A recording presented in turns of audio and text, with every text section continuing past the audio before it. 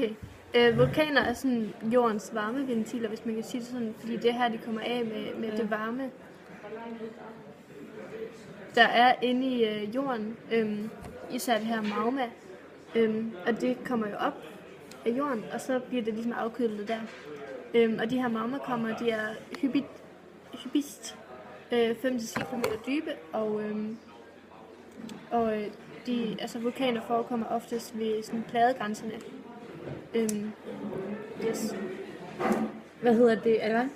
Ja. Ved udbruddet af en vulkan, det sker tit meget voldsomt, det sker tit på grund af mængden af magma bliver blandet rigtig meget med mineraler og gasser.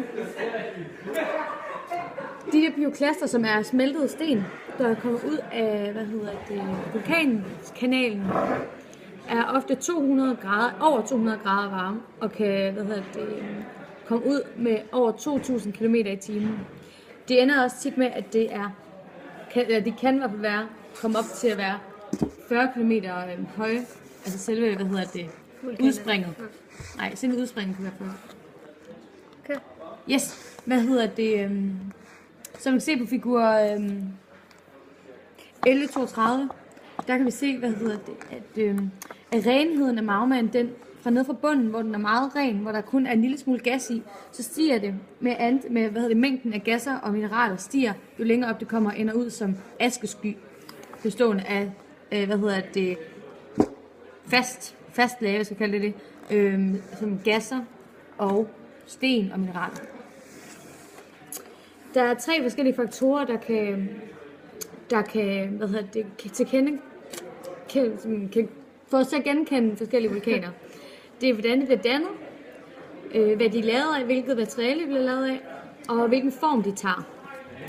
I skjoldvulkanen, der er formen meget flad, og det er den, fordi den magma, der kommer ud af den, er meget tynd, og derfor flyder det let meget ud, naturligvis. Men med sådan en ting, der indeholder det meget vand, med en magma som det her indeholder meget vand, og det er derfor, det er meget flydende. Men det kan selvfølgelig også øge risikoen for eksplosioner, på grund af vand bliver meget hurtigt varmt, eller fordamper meget hurtigt ved 100 grader, og kan danne luftbobler, og de her luftbobler, når de trænger op igennem, så giver det ligesom sprøjt og eksplosioner. Ligesom med olie og vand. En af de vulkaner, en vulkan, der er sådan her, hedder Mauna Loa, og ligger i Hawaii. På Hawaii. Så tager jeg stratovulkanen. Den er meget sådan den typiske vulkan, sådan kegleformet. Og den opbygges af meget sådan tykflydende lava og et rigtig, rigtig højt vandindhold. Som også gør, at den har sådan et meget tykt dæklag. Som så gør, at der er sjældne udbrud. Men de kan så til gengæld være rigtig, rigtig eksplosive, fordi at der er så stort tryk nede i vulkanen.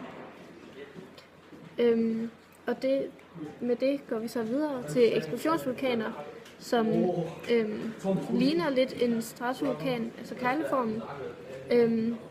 Men der er bare et meget højere tryk inde i den, fordi den har så meget gas og et endnu tykkere dæklag. Så de her materialer, der er inde i vulkanen, sten og småsten og magma, og det slynges ud med en virkelig, virkelig stor kraft. Og vulkanen kan sprænges væk helt, så der ikke er mere tilbage. Så den bare væk. Så er den væk, ja. Så er det jo baby. Den anden sidste er spaltevulkanen. Det der er med den her, det er, at magmaen trænger ikke op igennem vulkanen med bare den her hovedkanal, som der er i de fleste, hvor det bare trænger op bare igennem en kanal. Altså vi kalder det magmakammeret. Magmakammeret er ligesom forbundet med den her. Men i spaltevulkaner, der trænger det mere ud igennem selve vulkanens overflade og jordens overflade. Og det behøver heller kun være omkring vulkanen, men kan godt sprede sig ud flere kilometer væk fra vulkanen. Fordi det netop trænger op gennem jorden. Og de kan også ende med at danne, sådan nogle kraterrækker af de her, på grund af de her askeskyer, og vulkaner dannes i nogle rækker. Som man for eksempel kan se på figur 1132, her er der en kraterrække, som er dannet af en spaltevulkan. Yes.